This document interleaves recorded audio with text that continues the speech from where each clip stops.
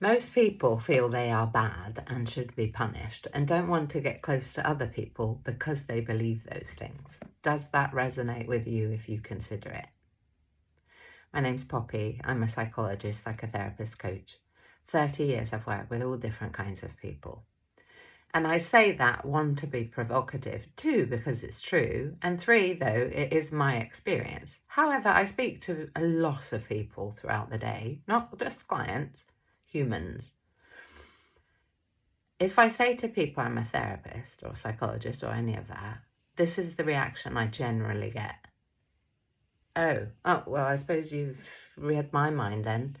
And there's this sense of, I'm bad, don't see me. I don't get, oh, yay, tell me more, that's fantastic. Sometimes what I get is my mum this, my dad the other, and so on.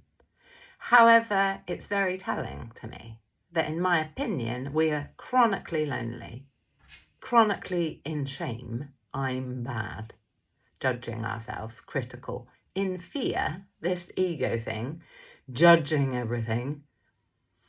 Everything's going to go wrong, I don't have enough, I'm wrong. Or you're going to think I'm wrong. Demonstrated by the fact people project onto me all the time. I'm bad, you're going to see it. Does this resonate with you? Because if you're doing it with me, you're doing it with everyone. What people don't assume is, oh yay, someone who's going to see my good bits. We all assume our bad bits will be seen. And I don't believe in bad bits. I believe in humans who for the most part are in fear and feeling very overwhelmed and alone, having no general sense of meaning. What's my purpose for being here? One of the most Googled questions. And what I can tell you is we are all extraordinary. To get through, survive, be breathing on a planet like this with the kind of conditions that we're asked to deal with, your life force is extraordinary. And what we can achieve is impossible. The impossible is everywhere, I'd love to remind you. So you could think about this. Are you walking around the world projecting on people, I'm bad? Because this is the beliefs that we have. For the most part, we're not really fully conscious of it, what we believe. And the unconscious, what we're not aware of, rules action. So the things that you're doing on repeat that you don't like, that's coming from your unconscious systems. That dictates everything you do. So I can't think of, in 30 years' time practice, someone who has been really excited to meet me as a professional, unless they've already paid and they know who I am and they're ready for the session and they're excited about that. That makes a lot of sense. However, if it's new people are very wary. And yes, I am analysing everything because it's the way my mind works. People fascinate me. Behaviours fascinate me. If you're anything like me, it's been the rough end of the pineapple that I have been familiar with. So I am sometimes, more than others, hyper-vigilant to surroundings to see, what's going on. What are people experiencing? Who's afraid? Me. We're all afraid. That's what the ego is about. Judging everything in relative position to us. Am I safe? Do I want to be like you? Are you a threat to me? Are you better than me? Are you going to cancel me? Stuff. We're all doing it. What I'd leave you with is, do you ever assume that maybe if someone gets close to you, they might see your good bits? And this is what I know, is the bad bits, the bits that we judge, are the bits that inform the greatest bits. So when we have these things that we don't want to admit or we're not even aware of, we just know that maybe they're in some kind of way going to threaten something because it's the truth. Those bits are responsible once we start looking at that and understanding that and addressing that. The anger, the selfishness that's healthy, you taking care of you and, setting limits and so on. That, when it's released and integrated to the rest of you, that bit is the flipping keys to the kingdom on happiness, joy, fulfillment. What's that word beginning with R? It's revolutionary. You get to cause and create extraordinary things in this world that nobody else can create because it's coming from you. And the magic source is the stuff that you, when you meet me, go,